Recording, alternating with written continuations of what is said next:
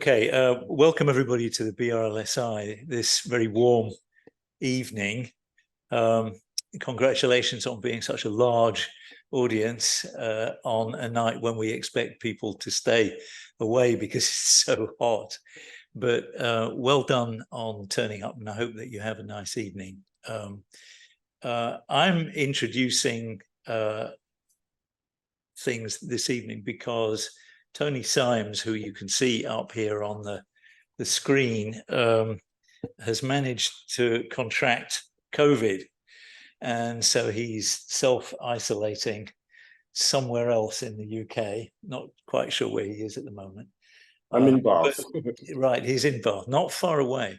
But I'm going to hand over to him in just a moment to introduce our speaker this evening. But I should also introduce myself.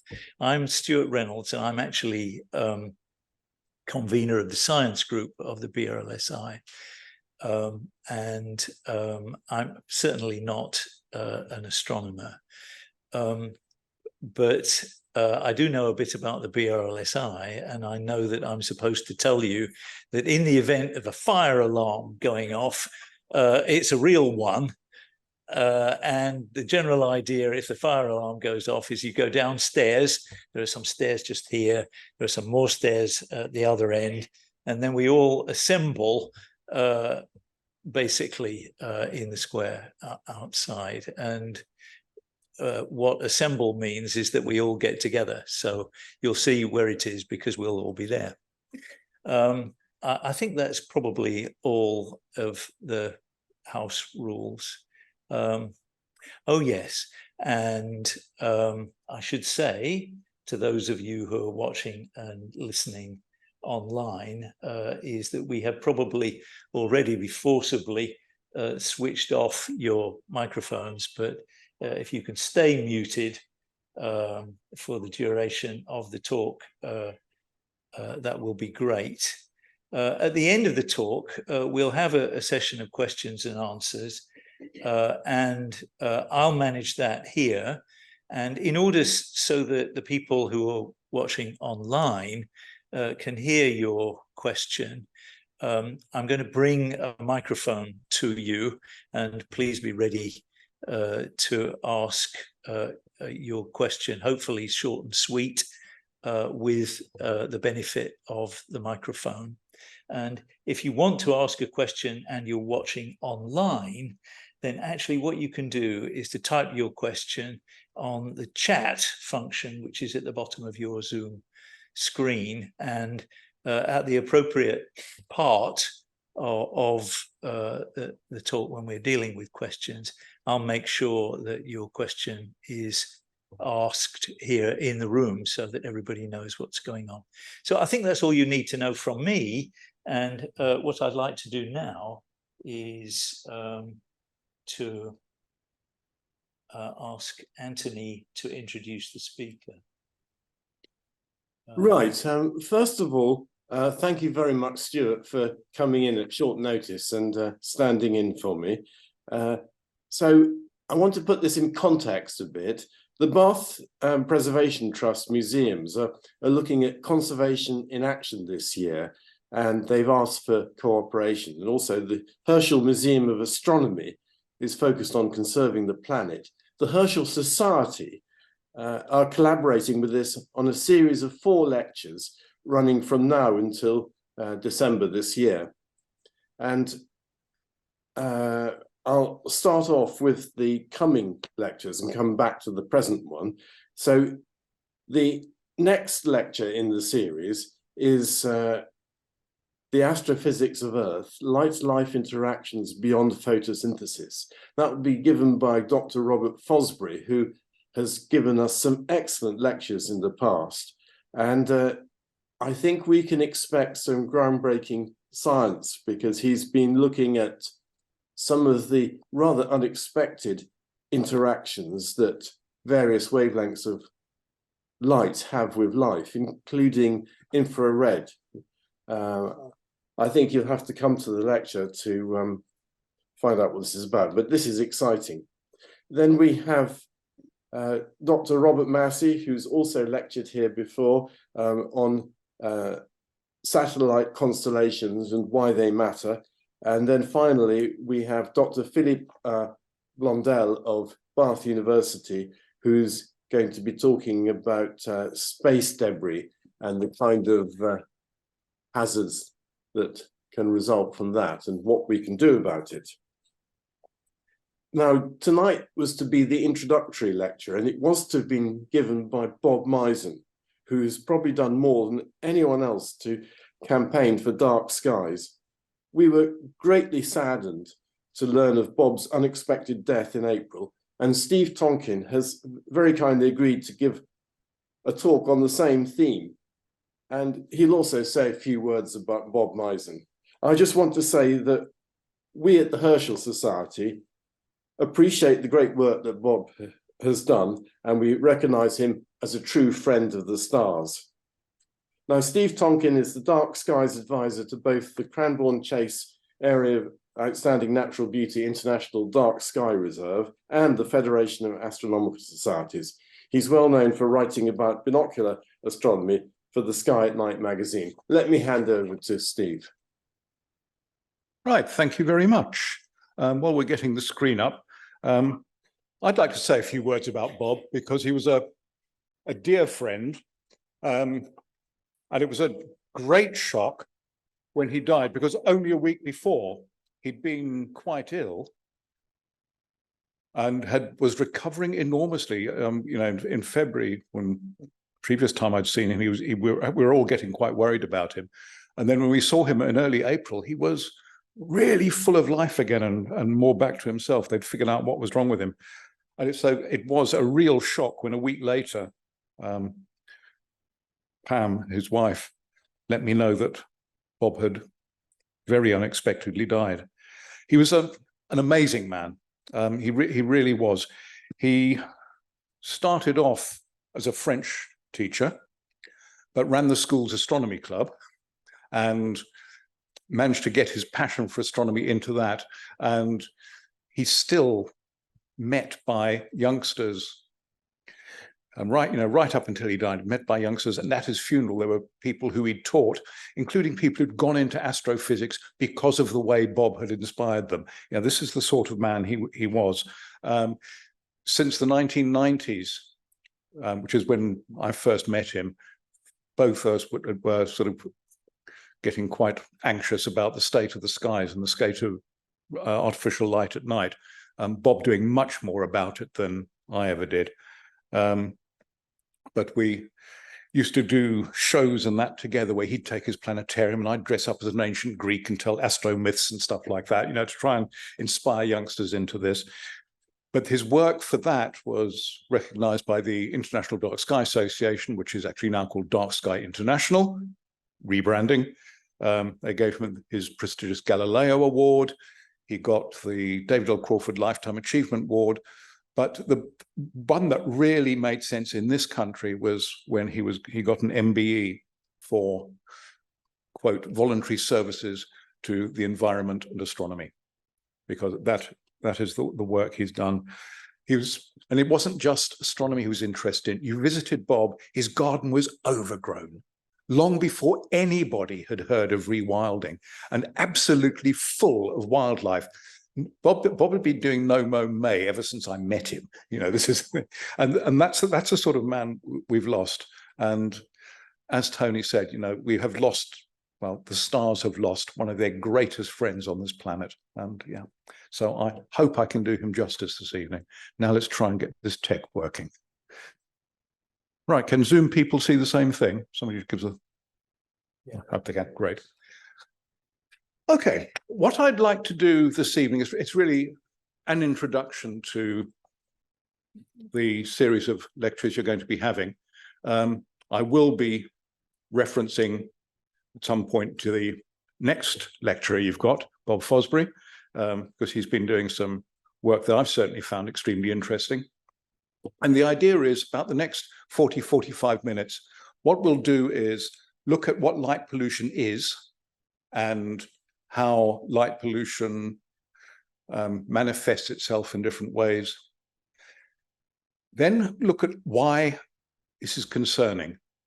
I'll say now, I got into this the late 1980s because of my love of astronomy. I'm in it now for biodiversity. This has been the change on my emphasis for this. And then there's no point in me doing all that unless we can look at what we can actually do about it. And spoiler alert, there are things we can very, very easily do. It just requires the will to do it. So let's, that should, I hope, well, failing at phase one, that's not working anymore. We use the arrow switches on this. There we go. And that's not working either. Slides aren't advancing. Let's try. Aha. Okay. So I don't want anyone to answer yet. I want you to think about this of what do these things have in common? So apples in southwest China, French beans in Kenya, oranges in Israel, blueberries in parts of Canada, and I can add to that, after a Farming Today episode a couple of weeks back, or soon to, or possibly to be added to that, is Gala apples in Kent. And we'll come back to that. So let's go right back. We need light at night. This is absolutely clear. We need it for safety. If we're going to move around at night, we need it for work. Although some of us who work at night try to get as little of it as we can. And we need it for leisure. I mean, if COVID's taught us anything, it's that we are a social species and we need to be with each other. And nobody that I know who's responsibly thinking about these things is saying, no, we need to cut these things out. We mustn't use light for those things. Really importantly, one of the things that artificial light at night has done, it's allowed people to associate beyond at night, beyond when there's a full moon, so they can get home and all the rest of it. It's also, artificial light at night has greatly increased the willingness of women and girls in particular to participate in society. So we've got to be really careful about the way we mitigate any harms that we think this is causing. But unless we implement it properly, we have a problem. And that is the problem. Every single photon going up there in that image, and that's not a single image, by the way, it's a mosaic. You never have that little cloud over that, so much from this part of Europe and the UK. Excuse me.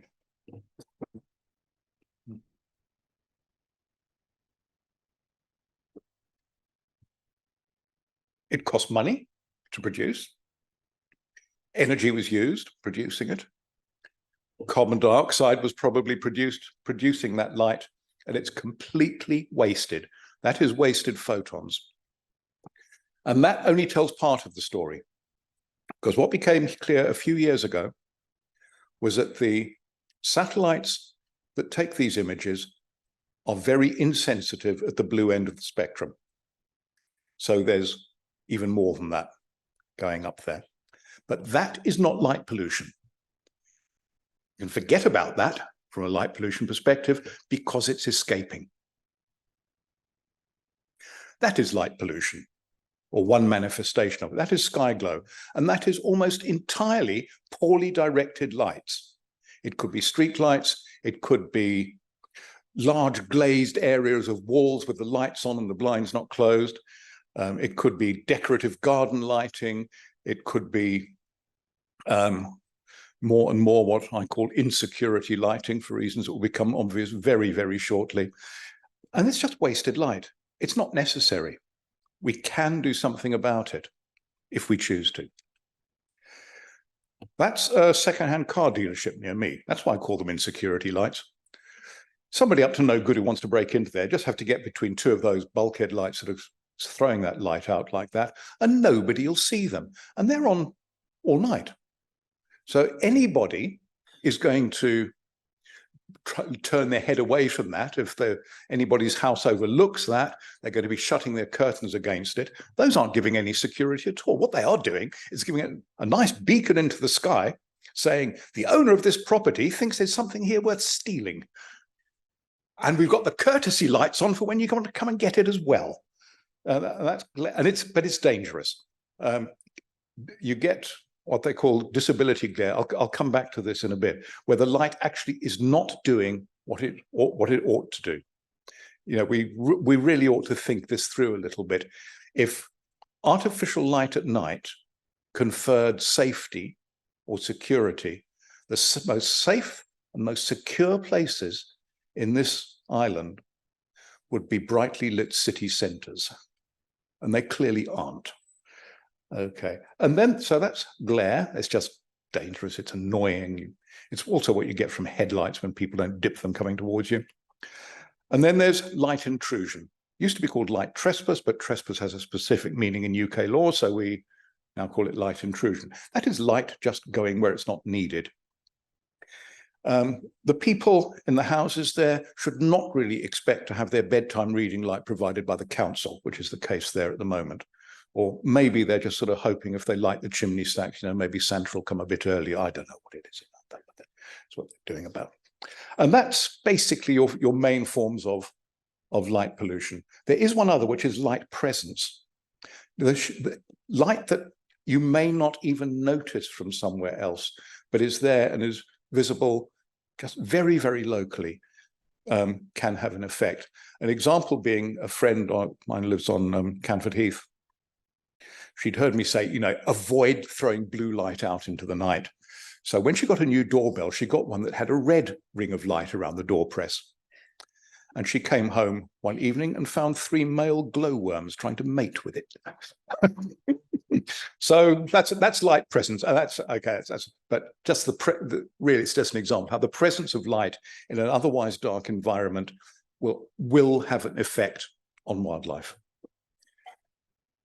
Because UK street lighting accounts for a heck of a lot of a council's carbon emissions. So if we're serious about carbon, we want to make sure that light is used only where it's needed.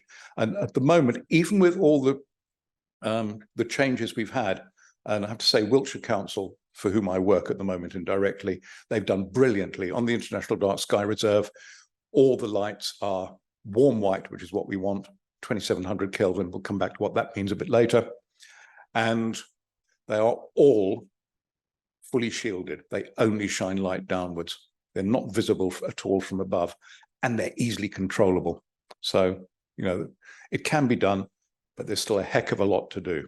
And I'll show you examples of what happens when it is actually done. So why are we worried about light pollution? Well, the first thing come up to is planetary defense. You might remember back in 2013, we had this big impact, well, it was only about the size of a building like this, actually, at Chelyabinsk in Russia. And, okay, it didn't kill anybody, hospitalized about 1,500 people, slightly under that, because people saw the flash in the sky, ran to the windows. This was February morning, and of course the blast wave hits afterwards, and just about everybody who was hospitalized, it was broken glass. But the impact crater you can see behind there, that's the Beringer crater in Arizona. That was something about 50 meters across. Still not a dinosaur killer, which was much bigger than that. It's called the Beringer crater because Mr. Beringer, who bought it, had figured out that there would be a 50-meter diameter impactor there. And from the fragments could be seen around as iron. So I thought, well, there's going to be a few million tons of iron in there, which is great. I can get rich on this. But of course, what he didn't know then, which we know now, is something that size will vaporize on impact. So all you've got is a strewn field of little bits. So you can get Campo Diablo meteorite fragments for any decent astronomy seller at the moment. But no, he broke. So, but isn't it lucky that it just missed the visitor center? All right. But the reason for this, the reason we're concerned about this is that, the big asteroids are probably all being mapped. So anything over about 130 meters diameter is being mapped. But we're still looking out for stuff, and it's the Linear program, and that's one of their ground-based telescopes. So many people think that serious astronomy is now done almost exclusively from space. It really isn't. There's a heck of a lot of it done from the ground, and Linear, the Lincoln Near-Earth Asteroid Detection thing, is one of those. And even if we do map all the asteroids, there's still comets. Comets, before they start outgassing and having beautiful tails and all the rest of it, are like lumps of coal. That's what they look like. They're black, the same color as coal. And if one's coming from the other side of the sun, you're not going to see it until, and you want to, as early detection as possible if you're going to be able to deflect it, mitigate the effects of it, anything else. So for planetary defense, we need to keep our skies reasonably clear, and that includes from swarms of satellite constellations, but that's not part of this talk. In October 2020, I started this job I'm doing now, which is Dark Skies Advisor to the International Dark Sky Reserve on Cranborne Chase. A few weeks after I started, a farmer from Tisbury, which is in the middle of Cranborne Chase, which is the biggest town in Cranborne Chase, phoned me up and he said, "I've changed the lights on my farm and I think there's something wrong with them." Now, why is that? Well, when I get up for milking, this is November, at 4 o'clock, so obviously it's dark, I can hear wrens and robins singing in the hedgerows. Oh yeah, that's something wrong. And this is one of the manifestations of just pumping light into the environment. In this case, birds which would normally be sleeping and resting are not, because it's a sort of false dawn, and they become exhausted. Their reproductive success goes down, and this is one of the reasons we have far fewer songbirds than we did. It's not the only reason, but it is one of the reasons. Anyway, I went and looked at Peter's lights and said, yeah, you can do this, this, this, and this. We helped him do that, and now, great. He's got lights that shine where it's needed, the right sort of white, which we'll come to, and he no longer has wrens and robins chirruping in the hedgerows when he gets up for his 4 a.m. milking in the depths of winter, which is a good thing. It's not just songbirds. This up here is called the Tribute in Light. It's where the Twin Towers were. And basically, it's just two beams of light blasted into the sky. And as we can see from the right-hand side of that, on the 12th of September, 2015, at 12 minutes past 2, the lights were off. And using radar, there were 500 birds detected within a half kilometer radius. They turned them on then. 20 minutes later, there's nearly 16,000 birds. Migrating birds, mostly. They're attracted to the light. They get disorientated, they get lost, partly because a lot of them actually use the stars to navigate by when they're migrating. They get into these canyons of light. They fly into wires and that. Now, we don't know how many migrating birds each year are killed as a direct result of light pollution. All we do know is that somewhere between 3 billion and 11 billion every year worldwide. That's not million, that's billion. In North America alone, somewhere between 8 million and 10 million birds die every year as a direct result of flying into lit communication towers. This is the sort of thing we're looking at. You know, it's horrendous what's doing. Nobody planned this. Nobody, you know, in the same way as when you put up a windmill and birds fly through it and get injured. Nobody plans these things. This is just an unexpected consequence. But the thing is, we now know about it, and therefore we can do something about it. And it's not just big things like that. This is part of the carnage from 1 year of one tower block in Toronto. Okay. And it's not just things with backbones. Okay. It's plants. Look at the tree on the left there. The bit next to the street light has not yet lost its leaves. The tree on the right, the bit under the street light is still green. That's a rus. You may have one in your garden. It's beautiful fiery red in the autumn. Direct result of being under light. They will also come into bud earlier. The consequence will be they will probably last 10 or 20% less long than they would have done otherwise. There was a case of a prison in the United States put in new security lighting, which was blasting onto the soya fields around it, and literally the soya crops that were in the direct beam of those lights died. And it's like this so much of where we look. Plankton. If you have light pollution on water, the phytoplankton, the photosynthesizers, which normally sink to the bottom, sink to lower depths at night, don't, they stay up. So their development is favored, and you're completely messing up, which is the basis of the whole aquatic food chain. It's messing it up. And it's like wherever we look in the environment, where we pump light into the environment, we're causing some sort of harm. You get moths making the wrong sort of pheromone in the wrong quantities. They just make the wrong recipe. Female frogs being less selective about mating. They just want to get it done, so they're not going to get predated upon. Male tree frogs in the light, they won't sing, they won't attract mates. Affects migration of various things, including moths. It affects salmon migration. It affects things like coral spawning.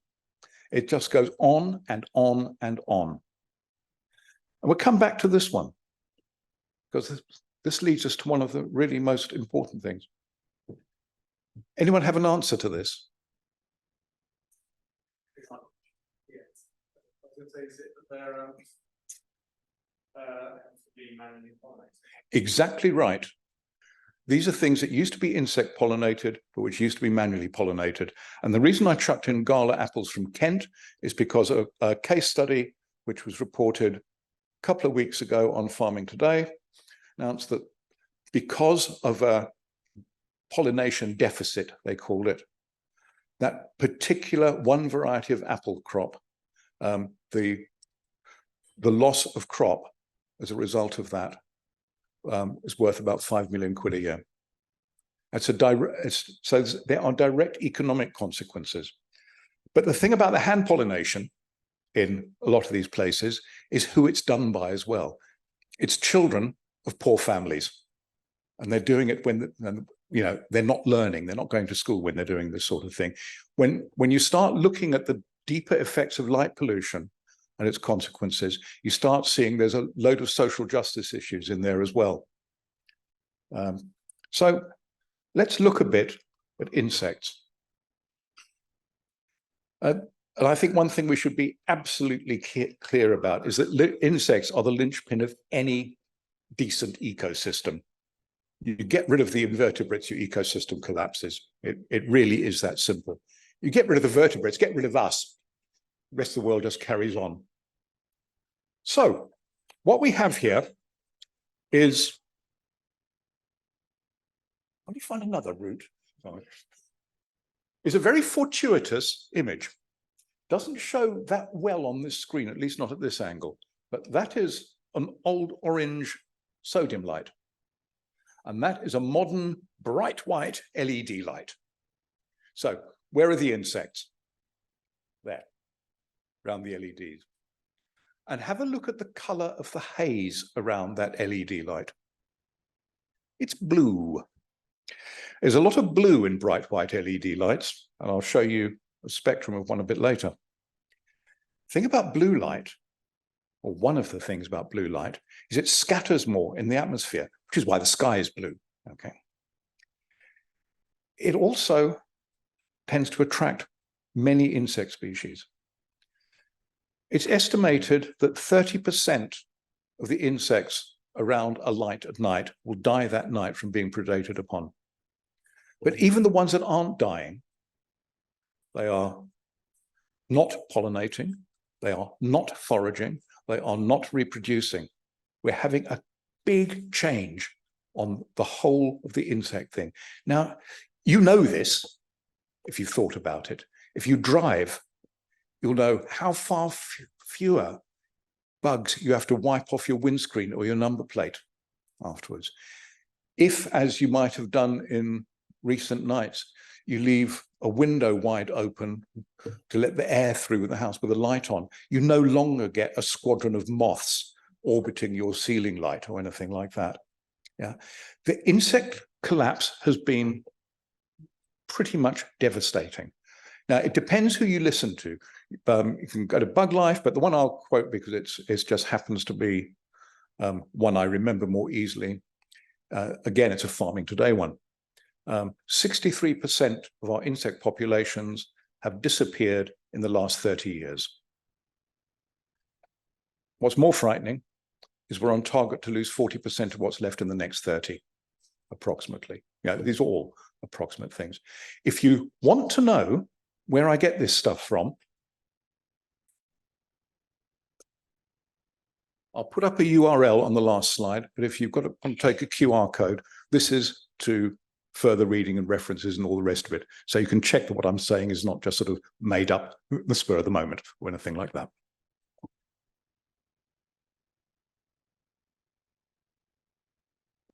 So does anything benefit? Yeah, bats, some of them, for example. Any nocturnal insectivore might benefit. So your fast-flying bats like your pipistrelles, great feeding time. But we're modifying their behavior. Your slow-flying bats like your Myotis species or something like that, one of which is Bechstein's bat, which is possibly the most endangered mammal on these islands. They won't come out into the light because they're frightened of being predated upon. And there have been cases, in fact, Bob directed me to one, and it was a case in Romania where somebody had inadvertently lit the entrance to a bat roost, and the bats just entombed themselves and died. They were frightened to come out.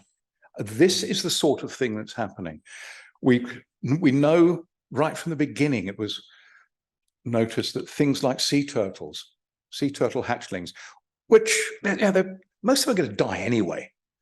But if there's artificial light on the beaches where they hatch, they just go around in circles and get lost. I mean, quite a lot of these places now, you just have volunteers taking them to the water.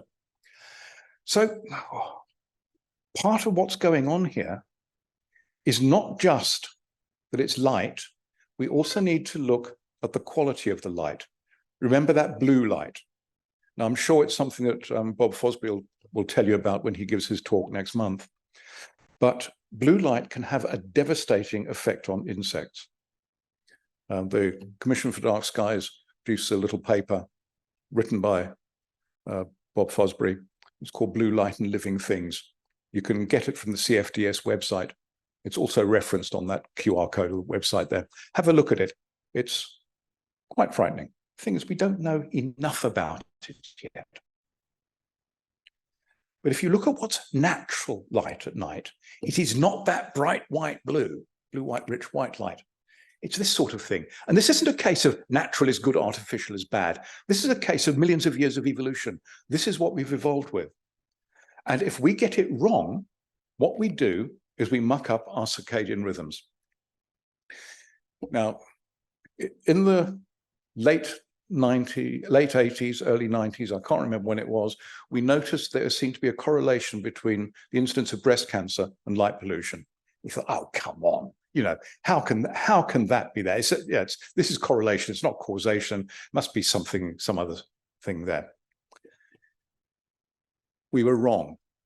I think it was 1991, there's a paper published that showed that women who are profoundly blind in both eyes have a lower incidence of breast cancer than sighted women. And it's to do with this. Inside our retina, we have a receptor that doesn't give us vision. It's called an intrinsically photoreceptive retinal ganglion cell. Quiz at the end, folks. And it is responsive most to that blue light, round about 450 nanometer wavelength, if you want that sort of thing. And if you get enough intensity of blue light onto those receptive cells, it sends message through to your endocrine system, And basically what happens is your melatonin levels just go bloop down. That's it. Now, one of the things about melatonin is it is oncostatic. It can slow down cancers. Reducing melatonin doesn't cause cancer. It doesn't cause any of the other things that are associated with this dysregulation of melatonin, but it can make us more susceptible to things. And it's that blue bit of the light which seems to be the most important thing. There's still a heck of a lot of work to be done on this. A lot of this is relatively recent stuff. So if you take an LED light that looks like it's about the same quality of light as full moonlight, that's the spectrum of the moonlight on the left, and that's the spectrum of the LED on the right. And the difference is that, the main difference, that huge blue spike. It doesn't have to be there, and nobody put it there on purpose. Okay, this is just something we didn't know about then, we know about now. And if we look at where it comes to, in red here is the LED spectrum. In orange here is your melatonin suppression. And in yellow is your blue light hazard for a lot of invertebrates. If you wanted to design a light to do the most damage, you couldn't have done it much better than that.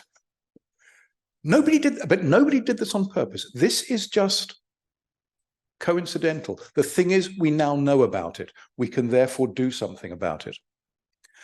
Now, a lot of what I'm going to show you, the consequences of this melatonin dysregulation and actually leptin dysregulation as well, are things that have this has come out of a study by Dr. Eva Schönhammer.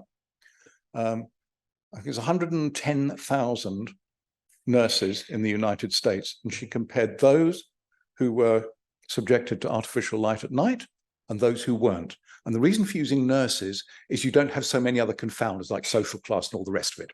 Okay, this is what she found, or they found: reduced cognition and creativity, attention loss, memory impairment. You know your stuff. This is exactly the same sort of thing we see happening with bad shift patterns as well. Immune system suppression, depression, bipolar disorder, all of these things exacerbated.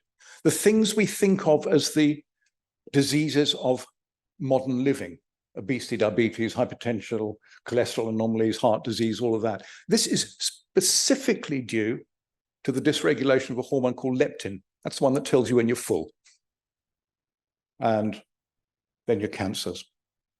The ones that we started being concerned about in the late 80s, early 90s, I thought, nah, it can't be. Now, what are we going to do about it? Because I said we need light for safety and security. But it really doesn't need to be like that. That light is an insecurity light. That's the same light as a security light. And I was walking around a local village with the parish council last winter. They were applying for dark sky friendly status, which is something we confer on people who lighting deserves it. And I said, watch this. And next to where the post office is, village post office is, there was a bright light. And I could see, I knew what was behind it. And went down some steps next to it. So I was right next to this light. I said, can you see me? No, they couldn't. I disappeared, just like the chappie on the left has disappeared. Okay. If we don't get light right, it doesn't do what we think it's going to do, what we want it to do. Light isn't intelligent. It really isn't. It doesn't help the good guys and harm the bad guys. That scar there on the road is from a burnt out car. That column next to it is a streetlight standard. The guys who nicked that car, I think it was guys, what they did was they took it to under a streetlight so they could see what they were doing when they lit it.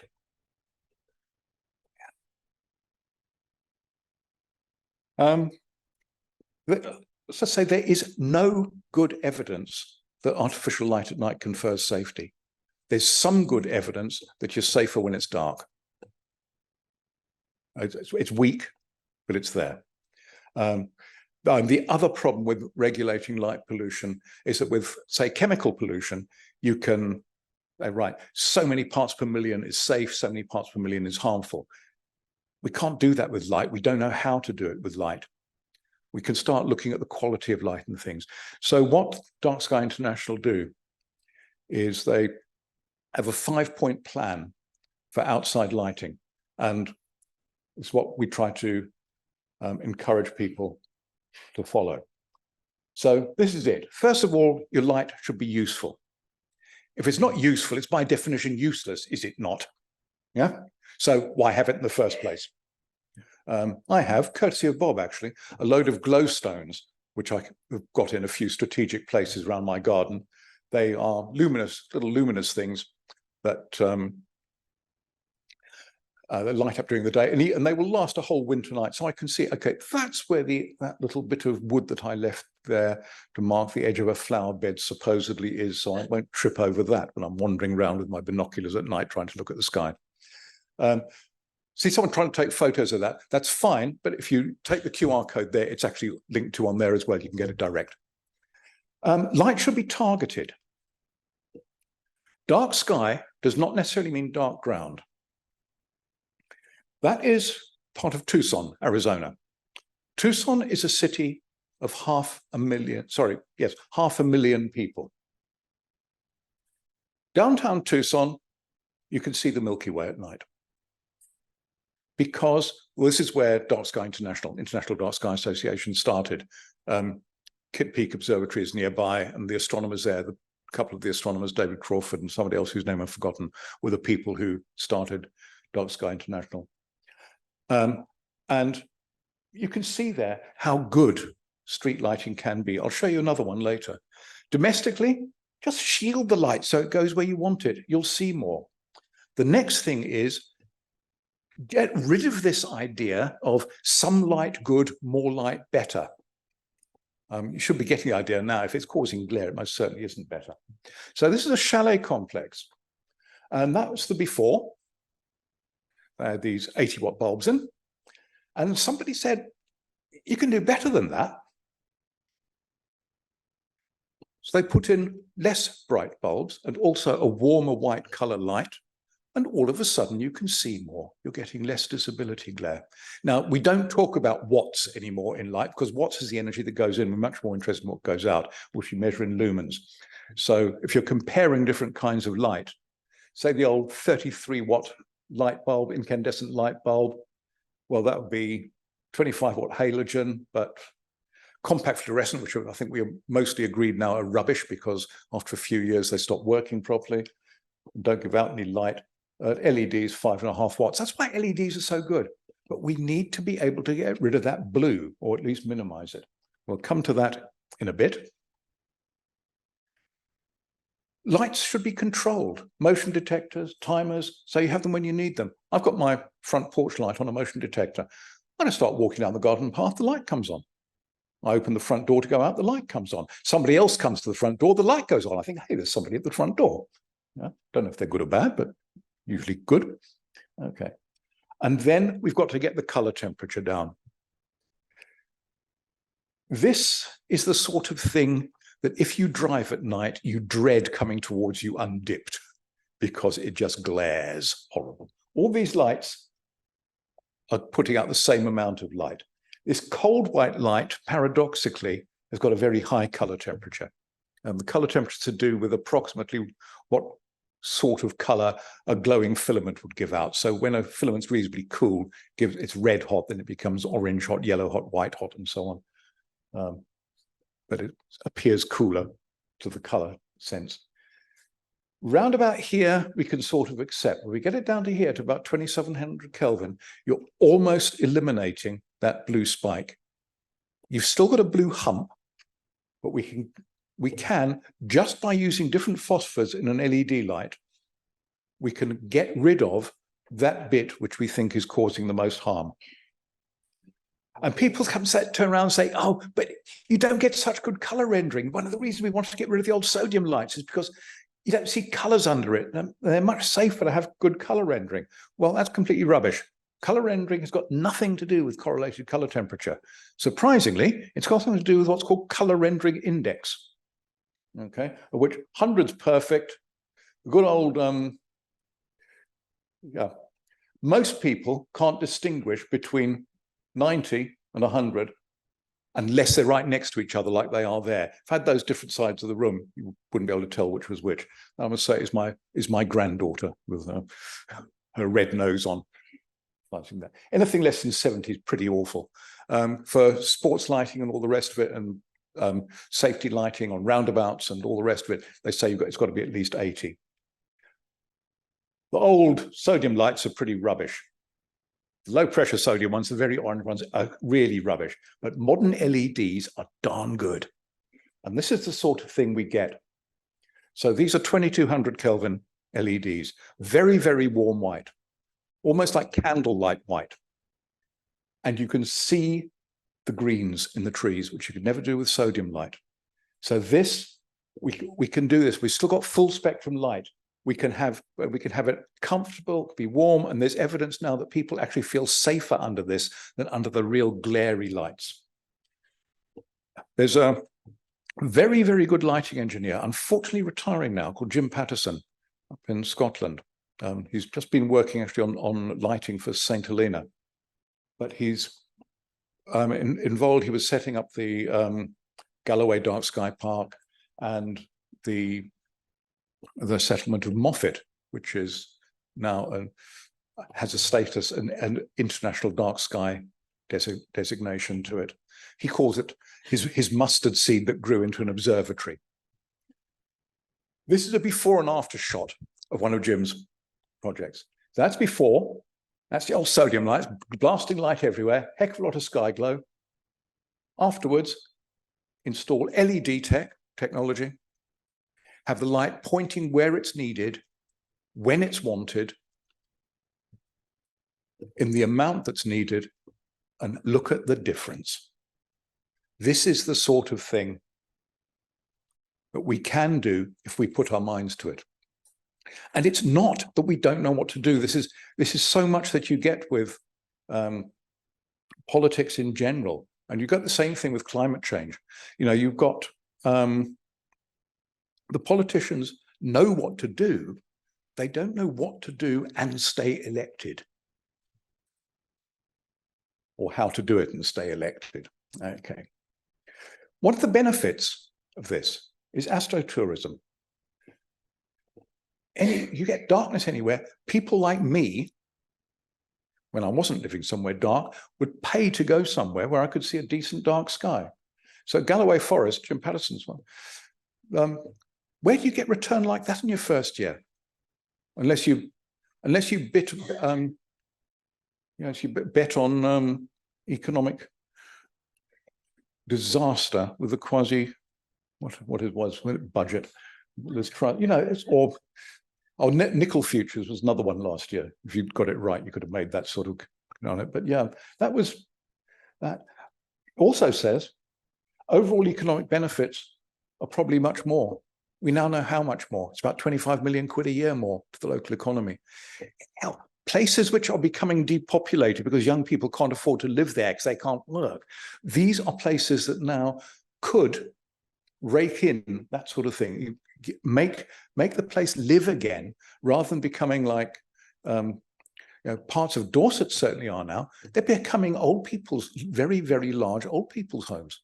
Your age demographic is enormous because there's very little work for young people there.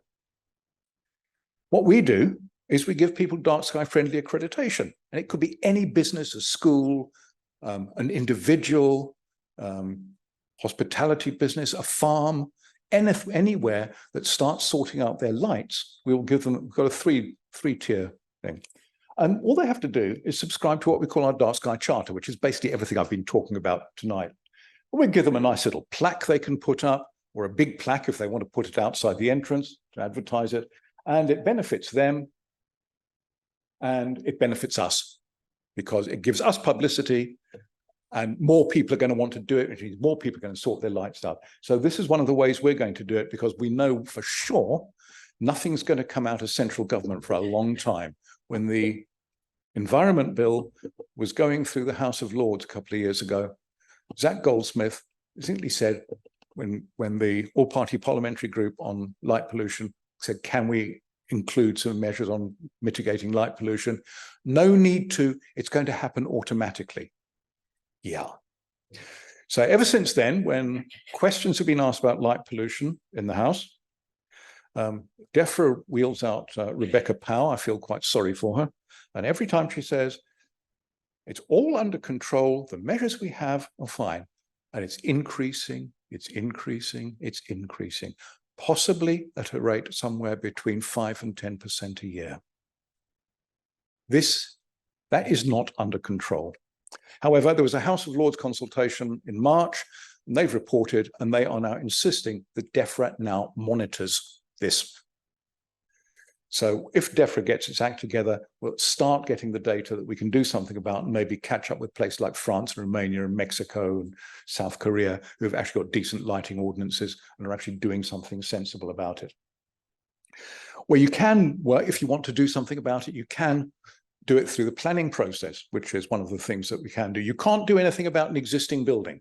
Okay, if you've got an existing building and someone wants to put external lights on, socking great World War II searchlights shining up into the sky, there is nothing to stop you doing it. As long as you don't shine into somebody's bedroom window and make them flash, then there might be something you can do about it. Because it all comes under what's called permitted development. But any new development, you can have things done about it. And this is the sort of thing we're getting parishes and towns. Warminster Town Council has adopted this, I'm glad to say, recently. Statements like this in the town plan. If anybody wants this, drop me a line afterwards. I'll just send you a copy of it. The whatever E number is there depends on where you are. This was Warminster, this one.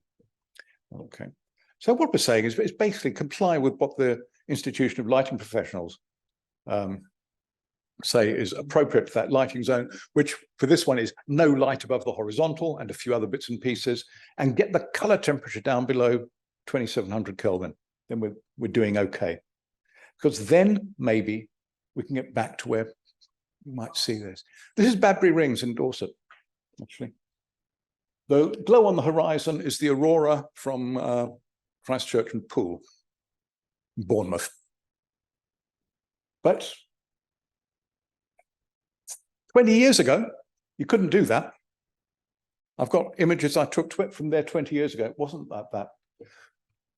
But the thing is, this is just the last bit of this, and this isn't science, this isn't anything really.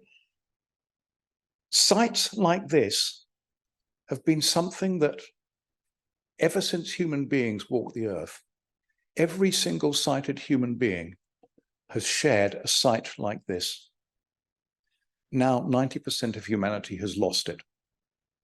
I think that's a tremendous shame. It's something that unites all of us. Something like the constellation of Orion is visible from almost all of both hemispheres, northern and southern. Yeah, it's something that unites us. There's beauty, there's awe of the night sky. And I think one thing we lack at the moment in modern light is these sense of awe that you can get from things. And I think maybe it's something we can start bringing back. And I'll finish this with some very wise words from Bob. For millennia, on every clear night, humans have wondered at the awe-inspiring spectacle of the starry heavens. The light from distant stars and galaxies takes hundreds, thousands, even millions of years to reach us. What a tragedy to lose it in the last millisecond of his journey. Thank you, Bob.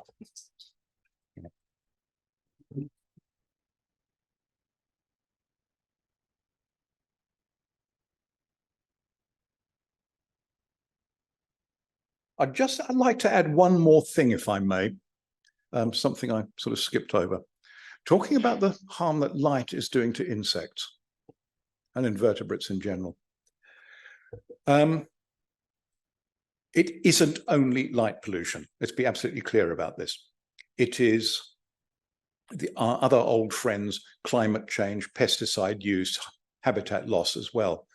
But something that's come out of the University of Exeter in the last couple of years is suggesting that light pollution might be the main one of those four drivers. But even if it isn't, it doesn't matter. We can still do something about it because we know what to do about it. Much easier to deal with that than things like pesticide and habitat loss and climate change and all the rest of it, because light pollution is something that you can literally change, or almost literally change at the flick of a switch.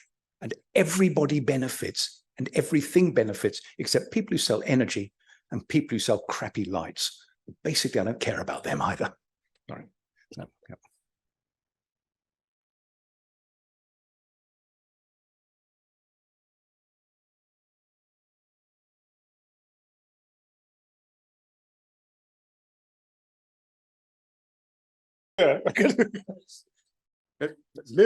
Live what we've been preaching.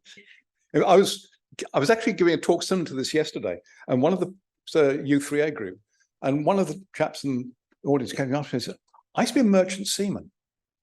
He was on tankers, and he showed me a picture of his tanker, and he said, at night, no lights, and if lights had to go on, they had to be behind the wings of the bridge. So nothing in front at all, because then they could see what was going on.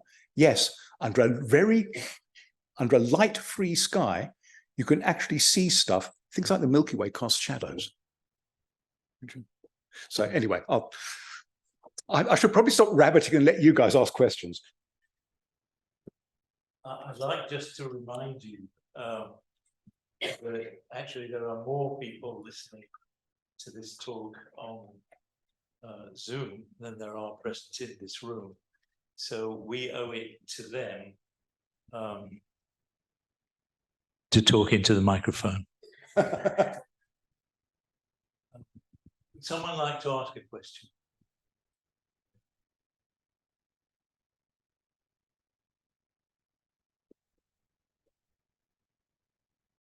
Fantastic talk. I've really enjoyed that. Thank you. One of the things I'm really interested in is how we can get a grip on the scale of a light pollution problem. So with clean air zones that have become more widespread, there's a general understanding of, for example, diesel particulates and measurements in levels. Is there something similar for light pollution? Not that I'm aware of, and certainly not in the British Isles. The only effective legislation, well, I shouldn't call it effective legislation. The only legislation is under, it's from 2005, and I can't remember what the act was, but light could be a nuisance, could be declared a nuisance under very, very strict conditions. So it had to be like shining into your bedroom window, it had to be flashing or something like that, and you had to get an environmental health officer out to agree that this was a hazard or a nuisance. Then an abatement order could be issued. So in the 15 years since that's been enforced, in the whole British Isles, well, whole UK, there have been precisely 2 successful abatement orders. Because there are so many exceptions. They've made the bar so high. So many exceptions, it's effectively a useless piece of legislation. I think what we have to do is start taking it, people locally have to start acting, have to start thinking, talk to people about this sort of thing, mention what's going on. You tell people about the insect loss and you tell them what they've noticed, only haven't noticed. Oh yeah, and maybe they'll start doing something. Maybe they'll start lighting up their back gardens like, 24 hours. So there's sorts of things we can do, and gradually I think government will get it. I think it has to get it. I think the problems now with crop loss due to fertilization deficit is going to be something that sooner or later it's going to kick in. Somebody's going to take note and say, we've got to do something about this. We haven't got that long though. Yeah. But no, there isn't in this, and I'm not aware of anywhere that has it that much. What I will say is, as a result of those things about human health, in 2016, the American Medical Association declared artificial light at night to be a human health hazard. If only the BMA would do the same. I'm going to switch between the room here and online. So here we have a question from James, who says, can you comment on the MSG Sphere project planned for London? I'm not sure what the MSG sphere is. Is this brightly lit sphere that was going to be used to advertise something, I think about? Perhaps you could expand a bit, please. We'll ask James to comment on that, and we'll come back to it in a minute. Another question here in the room? Yes, we have a lot of development, new development in and around our city with the need for housing. And I wonder what we as citizens being asked by planners to put in our comments about these developments should be asking them to do specifically in relation to lighting. What do you have any specifics that we should be saying to them? These are the things in the developments that you must insist upon in your plans to ensure that we don't have an impact on when South Stoke Plateau and Lansdowne and wherever it's. What are the specifics that we should be asking of our planners to put them on the spot so that they are required, if you like, to assist us in reducing that? Right. First of all, you've got the National Planning Policy Foundation. It's chapter 185E from memory. So I have to quote this occasionally. Which says something to the effect that must avoid putting more light into intrinsically dark landscapes. So if the light from these developments is going into intrinsically dark landscapes, you've got the NPPF on your side. It's not law, but it's something they can take into account. You've then got the general principle, the way I put it is, why install a shitty light when you can just as well easily install a good one? There is no need to install bright white lights that shine all around. You can install warm white lights that put the light where it's needed, when it's needed. So and it's just as easy to do that, or almost as easy to do that. And so now, unless that becomes a planning condition, it won't get through. So the planners have to be encouraged to do that. The problem you're going to come up against is the environmental zones that Institution of Lighting Professionals have defined. So if you're part of a town, a settlement like that, you are not going to have part of that criterion for that environmental zone is not that there should be no upward light. But there is no reason that there should be upward light. So there's that. It's again, so why install a bad light when you can install a good one? So you can, and it's really getting a sympathetic case officer, but also talk to the lighting designers. You know, there's only a couple of weeks ago, somebody's, it's actually a storage barn. He put the lights. I said, you're not doing that. He said, but the lighting designers put that in. I said, well, let me talk to the lighting designer. We had literally a 10-minute conversation. He said, why do you want the color temperature so low? I said, because of the harmful effects it's going to have on biodiversity otherwise. Oh, that's okay. Yeah, we can do that. Do you want it any lower? Most people are reasonable. And once they understand the reason for something, they'll do it. But that could be a stumbling block, because if you get a bolshy applicant who then appeals about it. The other thing we're looking at, a lot of modern developments, although it depends on what your town or city whole development plan has in place, has a lot. There's a craze for very, very large amounts of glazing in walls and roof lights and that. We're insisting that they put in automatic duster dawn blinds, so they don't shine light into the environment. But we're lucky. We're an International Dark Sky Reserve. Wiltshire Council, and in particular, is very jealous of this and wants to keep the designation. But once it's there, once you've got precedent through, then you can start using that precedent. We had a planning appeal against the decision of which went to the planning inspectorate, got the results through last week, dismissed, and one of the things was too much light, artificial light. It's starting to filter through, but I say we're lucky at the moment we can do that, but I'm sure get people galvanized, get people talking about, let the councillors know you let this sort of thing through, you may not be elected again. That's the sort of level you want to get to. It's what they were, again, it's this thing of politicians know what they've got to do, they don't know how to do it and stay in power. As we're seeing with ULEZ in London at the moment. Why bother to save 20,000 children's lives when you could just, sorry. James on the chat line here.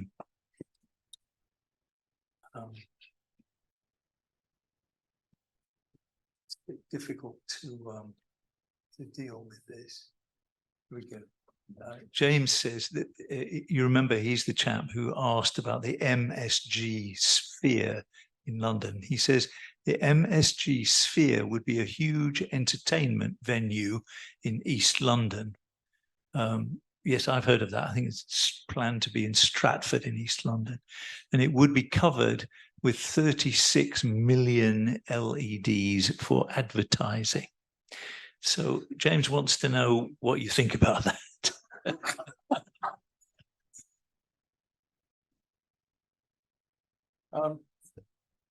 Sorry, James.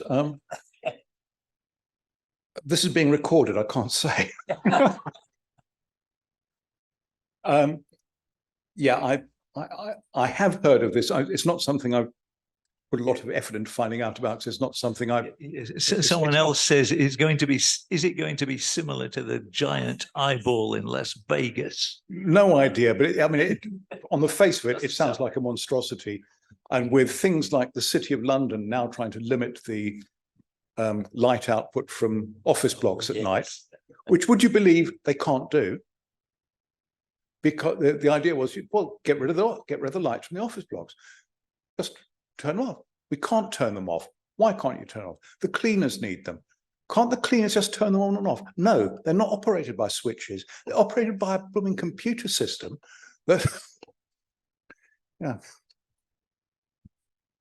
Does anyone here have a? Yeah, okay, I'll come to you in a minute. Hi, I think this kind of goes off of the last question a little bit. I was wondering if you could talk about the impact of things like concerts and more infrequent events that involve a lot of outdoor light in relation, and how much of a problem those are in relation to things like street lights that are more regular. Like what? Sorry, Like concerts that involve a lot of outdoor lights. Oh, festival. Ah, right. So things like Longleat's Christmas light show and all the rest of it. Yeah, maybe Pink Floyd. That's what you're thinking about. Yeah. Okay.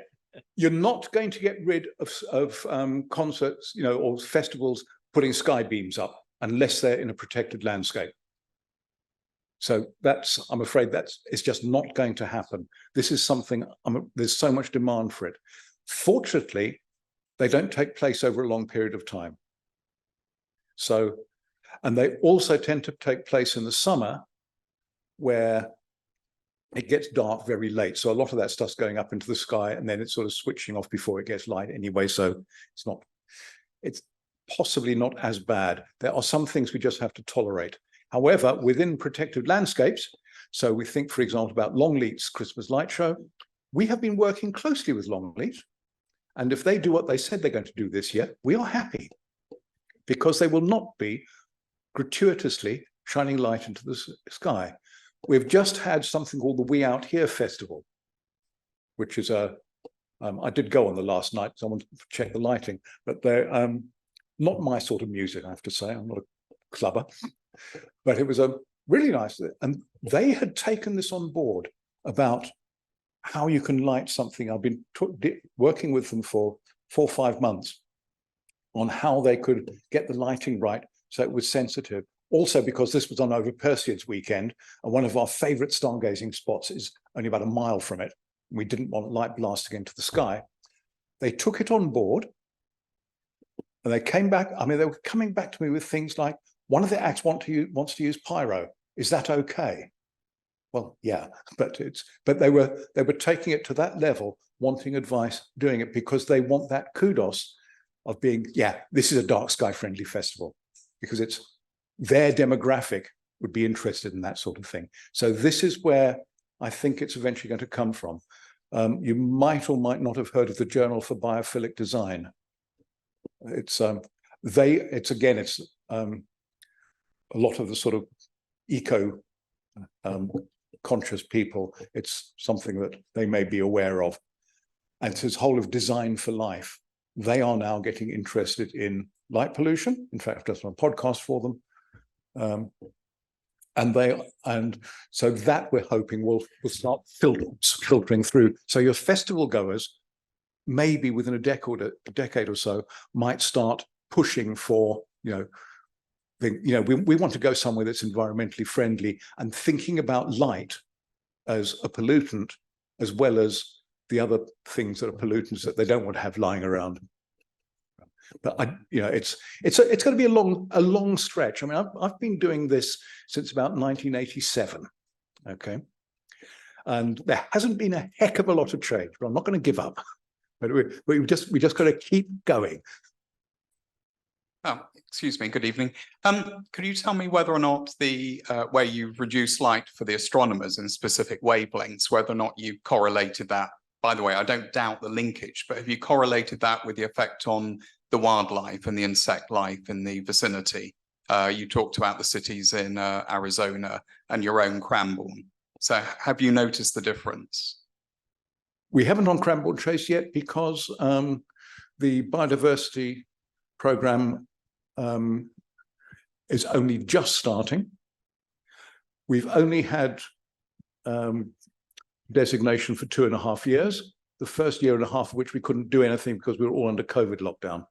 But Arizona is a much bigger thing. Has any work been done over there, please? I don't know. It's a short answer. Okay, thank you. If you go onto the Dark Sky International website, there's a wealth of information on there, and you'd probably get it from there if anything has happened. Or you could also contact someone through there who might be able to help you. Thank you. I'm afraid I'm very parochial on this one. I'm just sort of what's going on my little patch mostly.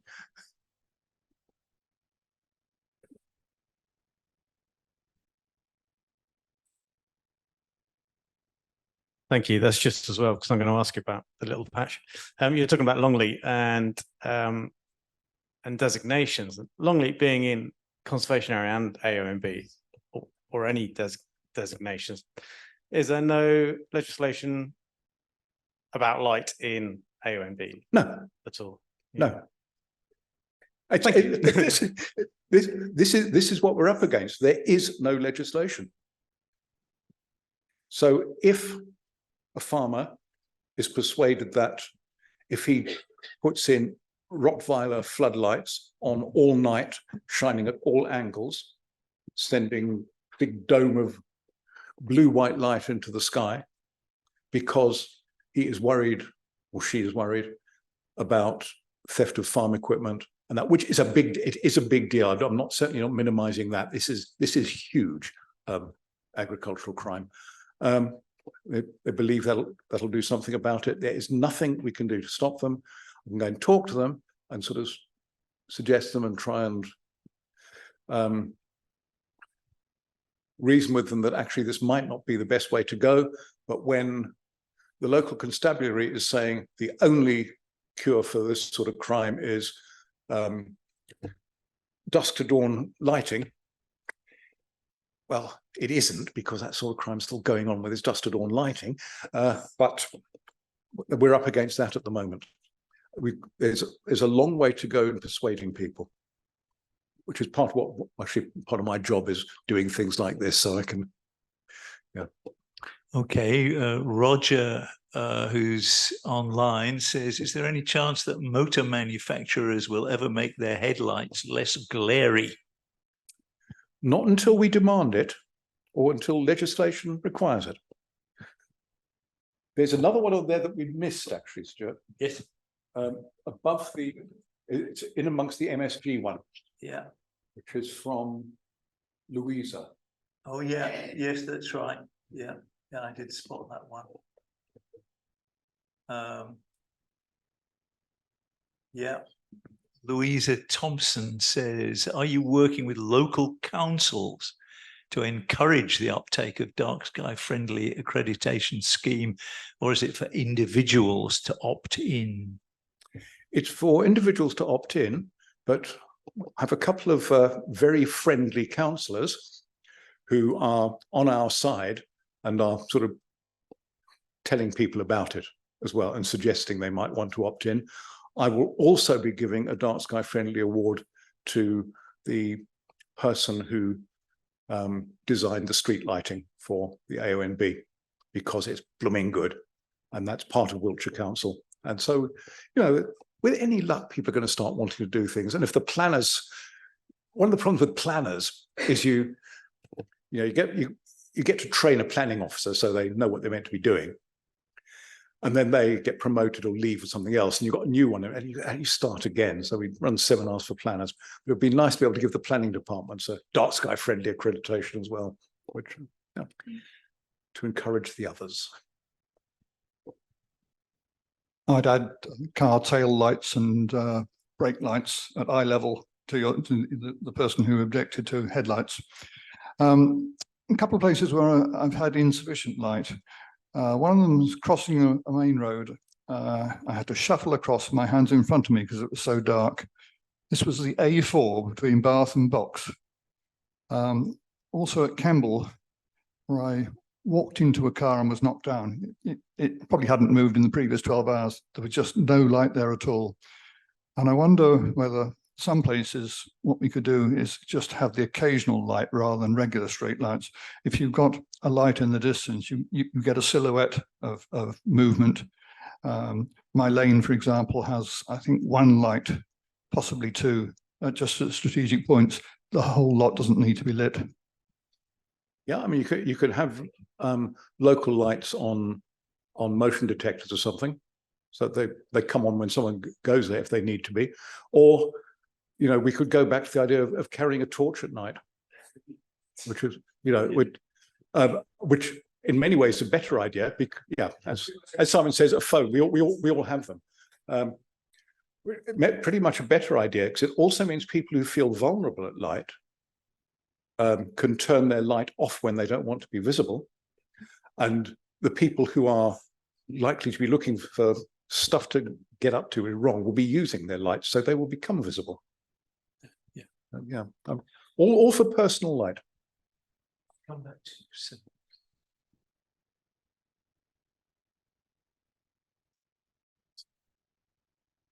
you. Are grants and financial help available to companies that might want to implement new lighting schemes? Yep, on my patch they are, yes. I have in the warehouse attached to my office, I have good quality lighting, examples of which are on the display in the front here, which I will give to people if they are willing to replace rubbish lights with them. And we also have grants available to help, you know, so businesses who want to change their lights, or individuals who want to change their lights, which are a bit beyond the scope of, you know, little domestic stuff that I've got in my office. So, yeah, we're serious about this. We will bribe people to change their lights. Yeah. So you thanks, Steve, for a great talk. My question is, the planning applications I've been involved in sort of going up against, I've been correcting lighting engineers, and I don't know anything about light, but I can read the guidance that they should be following, and they're not following it. And they send me lovely emails with all the letters after their names and their accreditations, which I know they have to pay for each year to keep those accreditations. And some of them have got police advice about safety in them. And it's completely wrong. Yeah. So it's not a million households that are problem in all the commercials, but there's probably an audience of maybe, it's going to be tens of thousands, but maybe 20,000 people, professional people out there who are putting out the wrong message all the time. Yeah. So we run seminars for them. Okay. I argue with them. The number of Stourhead Christmas lights a couple of years ago, okay, sky being lit up. So when we were reviewing it, say, you can't do that. It's just, but we didn't shine any lights into the sky. No, you shone lights onto the surface of a lake. What do you expect to happen to the light when it hits the, lighting designers who don't understand light. City engineers, Bristol, 1990. I was making a program on light pollution for BBC Radio Bristol. Now, Bristol, Bristol, hills, standing on a hill, looking at the street lights down below. And I say to the lighting engineer, one of the problems is these street lights, they're throwing light upwards when actually all they need to be doing is throwing light downwards. And he says, they're not throwing light upwards. I say, yes, they are. You can see them. You can see. Oh, no, you're just seeing the light as it's going downwards. Did you not do, it was then O-level physics, it's just, and this is what you're up against. Lighting designers who, they can make something look pretty, but they don't really understand light. And and people in positions of authority who don't understand what they're doing, and people who are making laws who have never seen a truly dark sky, so they don't know what the hell they're missing and what we want back. This is what we're up against. Yeah. Steve, it's getting on a bit now. It is. So I think that probably will draw a halt to the questioning, except that I can't resist asking a question myself. So at least it's not that dreaded. It's not so much a question as a comment. No, it's not a comment. It's not a comment. I want you to tell me the answer. So when I go to B&Q and buy some LED lights, I get the choice between a bright white or a warm white. Is there really a difference in the spectra of those two? Yes. I mean, if it's 3,000, if the warm one's 3,000 Kelvin, there's still going to be quite a lot of blue in it. Well, it depends. Manufacturers sort of game the system once they know that we're interested in correlated color temperature, because it's actually cheaper to produce light at the blue end of the spectrum. Put it blunt, that's slightly condensing what it is. So you will get more light energy out of a cold white light, bright white light, than you will out of a warm white. That's undoubted. Yes, you can. I mean, the problem is actually fighting the warm white, because a lot of them won't. So, I mean, these solar lights, which everybody puts out, they're almost all, about 6,500 Kelvin. The only saving grace of those is they're so shoddily made that they usually pack up within about 3 months. Okay. Now, I wonder if Tony wants to say a few words at the end. Tony, can you hear us? Yes, indeed I can. Would you say a few words just to send us home happy to our beds? Well, I'd like to say how thankful I am for Steve for giving us such an informative talk and so much ammunition for when we next talk to someone who's got extra strong patio lights on, or is a farmer with sort of searchlights all around their building containing their equipment. It's actually quite chilling to consider the effect on wildlife, and very, very sobering. So spreading the word patiently and continuously just seems to be the way to go. And I'm sure that all of us will help do that now. But for Steve, thank you very much indeed for such an excellent lecture.